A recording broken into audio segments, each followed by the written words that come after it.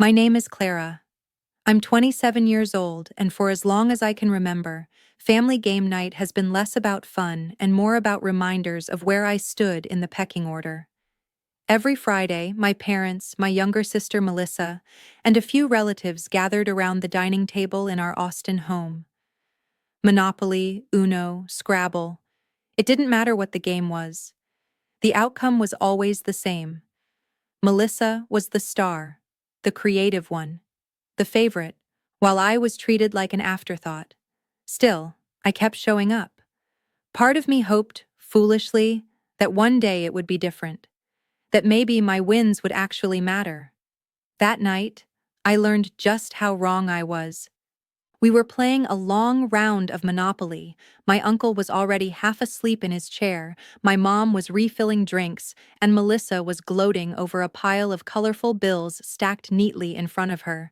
I had been losing most of the night, bad dice rolls, unlucky cards, but then, for once, everything aligned. I landed on her property, had just enough money to pay, and with a sharp grin, I stayed in the game when she thought I was about to be eliminated. For the first time that evening, the tide had turned in my favor. I picked up the dice again, shook them in my hands, and rolled. Double six. The table gasped. I was back in the game. Before I could savor the moment, my dad leaned back in his chair, chuckling. His words came out casually, almost like a reflex, but they cut deeper than any loss on the board. "We don't count her wins anyway." The room erupted. My mom laughed behind her hand. Melissa snorted, smirking at me like the words were some kind of inside joke we had all agreed on years ago. Even a cousin visiting for the evening joined in, though he didn't know why. Heat rushed to my face. My hands froze on the dice. For a second I thought I might cry.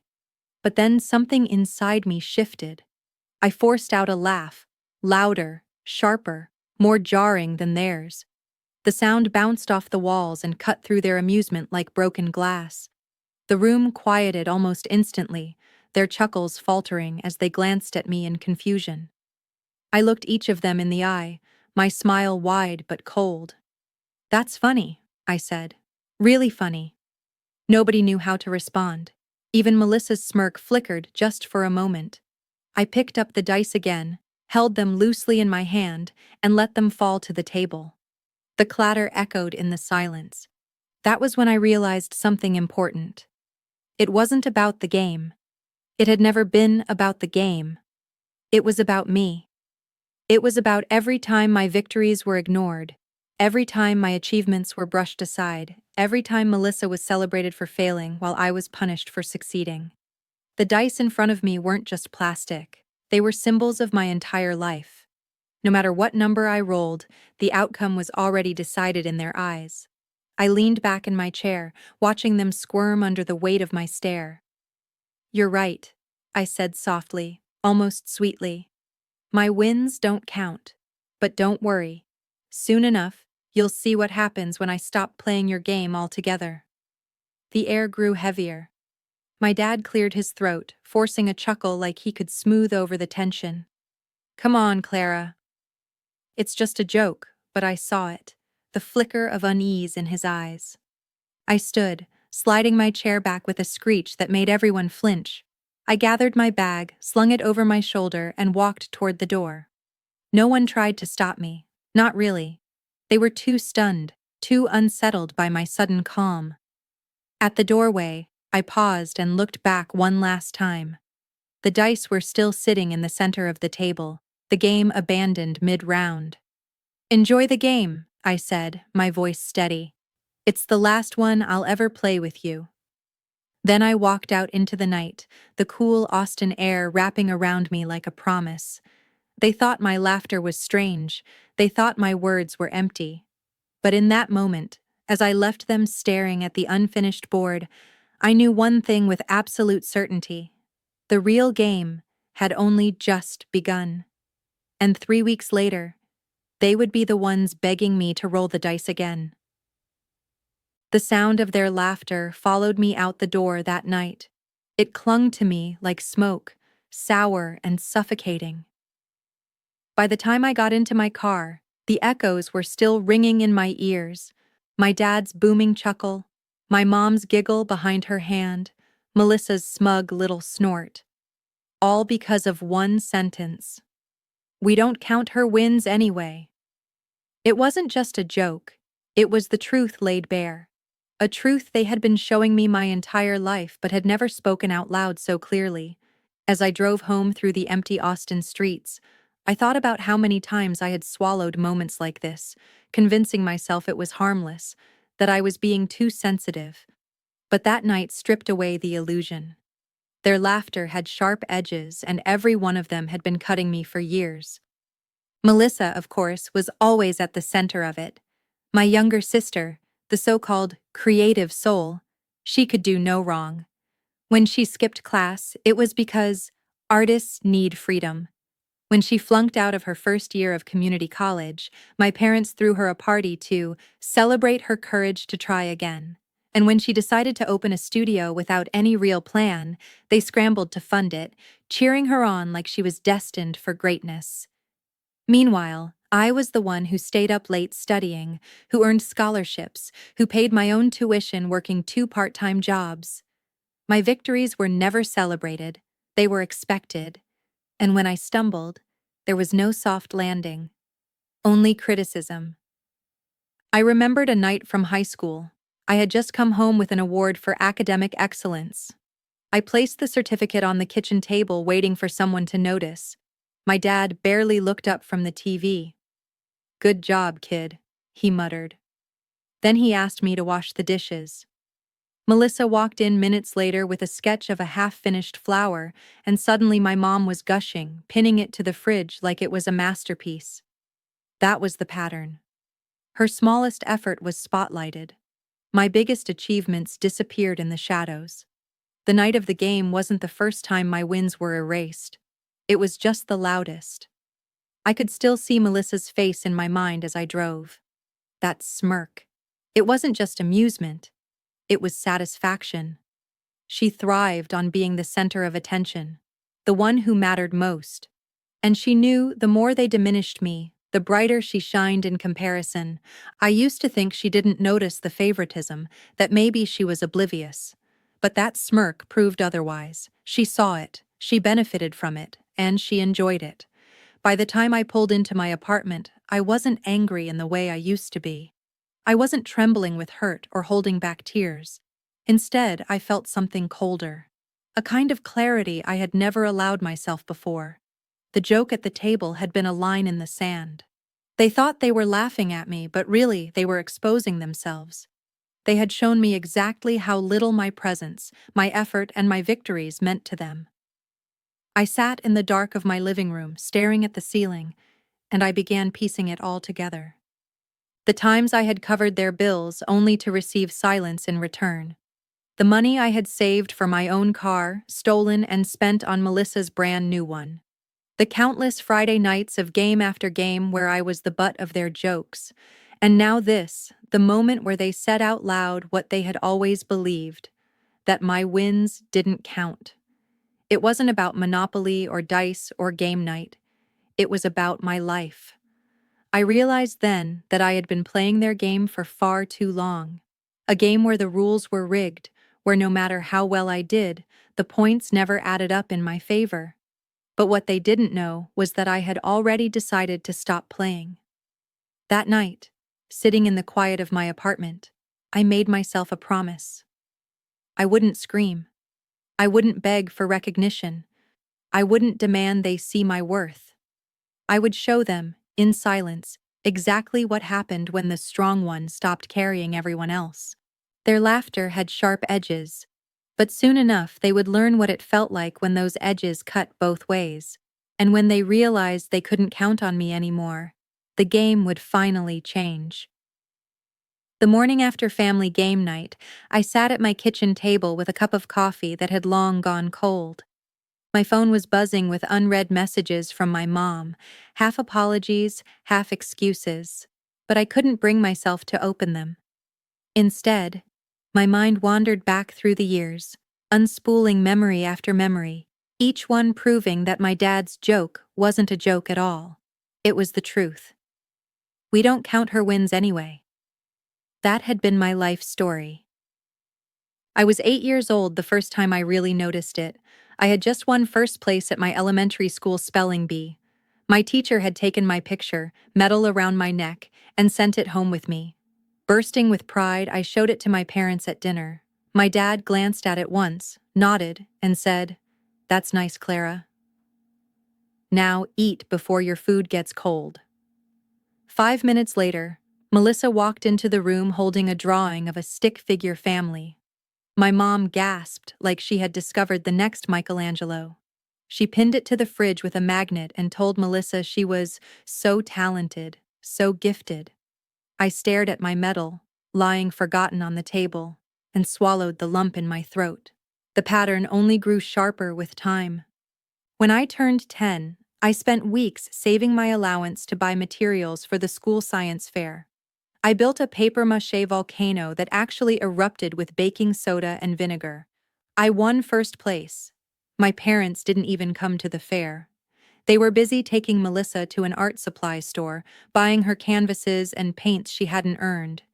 By the time I was 13, the contrast was impossible to ignore. If Melissa forgot to do a chore, my parents laughed and said she was distracted or in her own world. If I left one dish in the sink, I was lectured for being irresponsible. High school was the breaking point. I pulled straight A's, studied late into the night, and earned a full scholarship to the University of Texas. My parents barely reacted when the acceptance letter came. "Good job," my dad muttered before asking me to mow the lawn. Melissa, meanwhile, won a ribbon for most improved in her art class. My parents threw a barbecue, invited half the neighborhood, and toasted her as if she had been accepted to Harvard. The favoritism wasn't just emotional, it was financial. When I was 22, I had finally scraped together $5,000 from waitressing and tutoring to buy a used car. One day, I logged into my savings account and froze. The money was gone. I confronted my mom, my hands shaking. She didn't even look guilty. "We needed it for Melissa's new car," she said like it was the most natural thing in the world. "You're doing fine, Clara. You don't need it as much as she does." Melissa stood in the corner, her face pale. "I didn't know she took your money," she mumbled, eyes darting away. But she didn't give the car back. She didn't protest. She just drove off in it the next morning like nothing had happened. That betrayal stayed with me. Every time I looked at my beat-up old bus pass, I thought about the car that should have been mine. And yet, despite everything, I kept helping them. When my dad's truck broke down, I chipped in for repairs. When my mom's medical bills piled up, I sent money to cover the co-pays. When Melissa decided to open her studio, I co-signed a $10,000 loan because they begged me to. "You're the responsible one, Clara," my dad said, his voice casual, like it wasn't a big deal. "It won't affect you." But it did. It all did. Every time I stepped in, I told myself maybe this time they would finally see me. Maybe this time they would be proud. But instead, they laughed at me on family game night, proving what I should have known all along. My wins never counted. Sitting in my apartment that morning, those memories piled up like weights on my chest. But instead of crushing me, they hardened me. Because the truth was undeniable now. I had been their safety net, their backup plan, their silent support system, and they had rewarded me with humiliation. That night at the game table wasn't just another jab. It was the final straw. And as I drained the last of my cold coffee, I realized I had been preparing for this moment my whole life. They thought I was the strong one. They thought I would always be there. They were about to find out what it felt like when I wasn't. After family game night, something inside me shifted. For years, I had carried the weight of being the strong one, the dependable daughter, the safety net no one thanked but everyone used. That night, with my father's joke echoing in my ears, "We don't count her wins anyway," I realized just how little I mattered to them. And for the first time, I decided to show them what life looked like without me. It started small. The first week of the month always followed the same routine. I sent money to my parents to help cover the electric bill. I transferred a little extra for Mom's prescriptions, and sometimes I slid Melissa a few dollars when her rent was due. None of it was ever acknowledged beyond a quick, "You're so responsible, Clara." Not "thank you," not "we're proud of you." Just an assumption that I'd keep paying, like it was my duty. That morning, I opened my banking app as usual. My thumb hovered over the transfer button, but instead of pressing it, I closed the app. For the first time in years, I didn't send a dime. The silence was instant and liberating. 2 days later, my phone rang. Mom. I let it buzz until it stopped. A voicemail appeared seconds later. Her voice was sweet, coated with fake warmth, but edged with urgency. "Clara, honey, I think you forgot the bill this month." The power company called. "Can you send it today? You're always so good at remembering. Call me back, okay?" I didn't call back. The next day, my dad tried.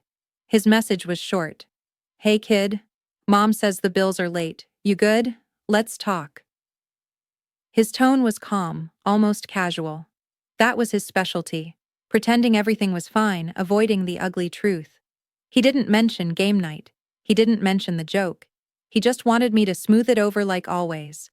I deleted the voicemail. By the end of the week, the messages piled up. Mom's voice grew more frantic with each call. "Clara, this isn't like you. Did something happen? Please pick up. You know Melissa needs your help with her studio, right? Don't make her suffer because of some silly misunderstanding. You're stronger than this." That word again. Stronger. It wasn't a compliment. It was an excuse. A way to justify giving Melissa everything while expecting me to carry the rest. I didn't answer. Instead, I spent the weekend living my life in a way I never had before. I walked around downtown Austin, bought myself a coffee without worrying about saving every dollar for their bills, and even went to a movie alone, letting myself enjoy the quiet freedom of not being their crutch. Of course, the guilt came in waves. I had been conditioned my whole life to fix their messes, to swallow my hurt, to sacrifice. A part of me wanted to grab the phone, to explain, to apologize for pulling away. But then I pictured my dad's smirk as he rolled the dice, his words ringing in my head. "We don't count her wins anyway." The guilt turned to steel. I realized I wasn't abandoning them. I was teaching them. For the first time, they would feel the consequences of treating me as invisible.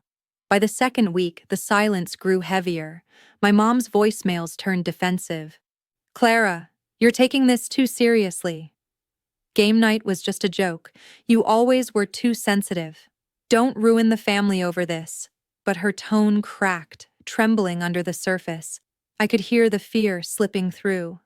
And in that fear, I felt power. For years, they had relied on me without hesitation. Now they were scrambling, and I didn't even have to raise my voice. All it took was silence. That first withdrawal, the decision not to pay, not to fix, not to cushion their lives, was more powerful than any confrontation could have been. Because in that silence, they finally began to feel what I had felt for years: ignored, unsupported, unimportant. And I knew this was just the beginning. The first cut had been made, and soon they would realize just how deep it could go. By the second week of silence, I could almost feel the panic settling into my parents' house like a storm cloud.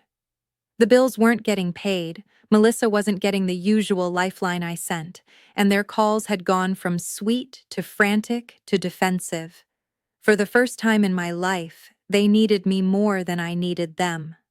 But I wasn't finished. Stopping the money had been the first cut.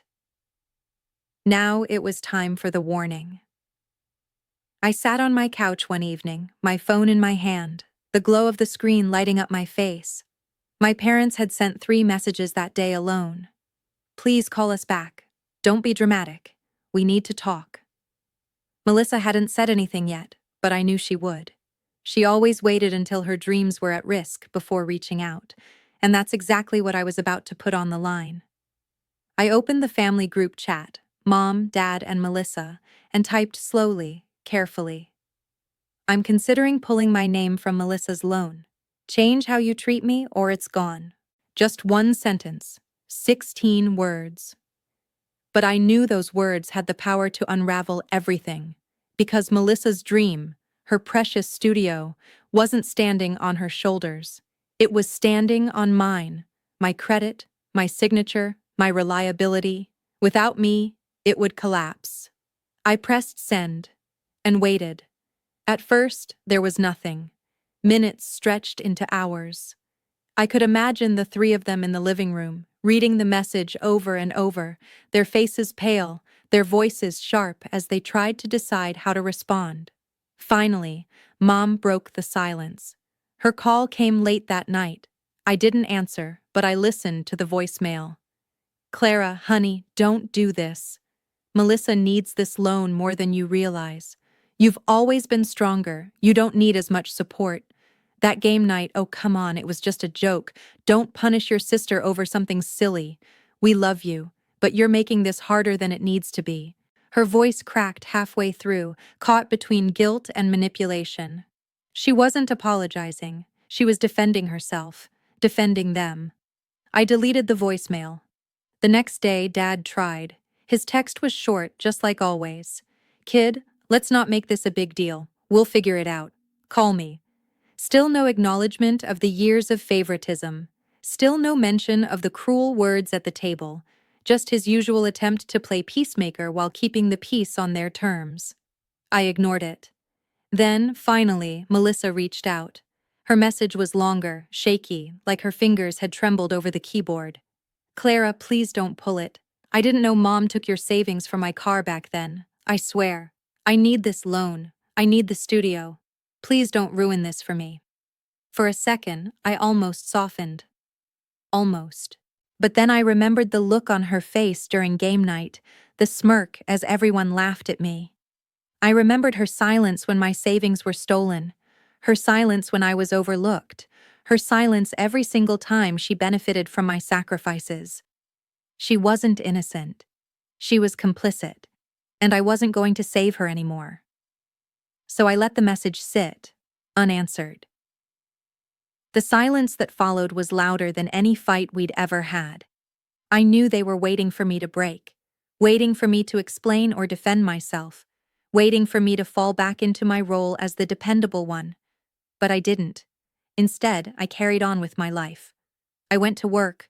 I laughed with coworkers. I slept better than I had in years. And underneath it all, I felt something I hadn't felt in a long time. Power.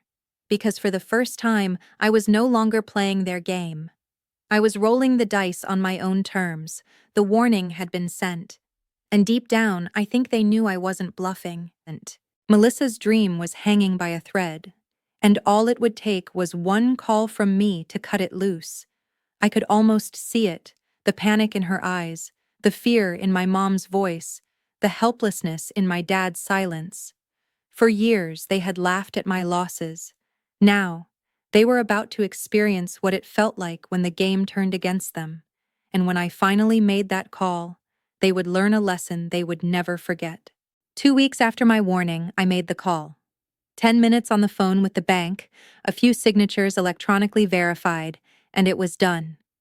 My name was gone from Melissa's loan. Her precious studio, the dream my parents had built on my shoulders, collapsed overnight. The first call came from Dad. His voice was low, almost pleading. "Clara, can you come home and talk? I know things haven't been fair. I should have stepped in. Don't do this to your sister." But even in his guilt, it wasn't about me. It was about her. I didn't answer. Mom tried next. Her tone cracked between desperation and denial. "You've always been stronger, Clara. Melissa needs this more than you. That game night, it was just a mistake. Don't hold it against us. Still no apology. Still no recognition. Just excuses." Finally, Melissa called. Her voice shook. "Clara, the bank canceled everything. My studio's gone. I didn't mean for any of this. I need you, please. You're my sister." For years, I had been the reliable one, the invisible safety net. Now, hearing her beg, I realized the roles had finally reversed. I leaned back, my voice cold, but calm. Now you know what it feels like when no one counts your wins. Silence.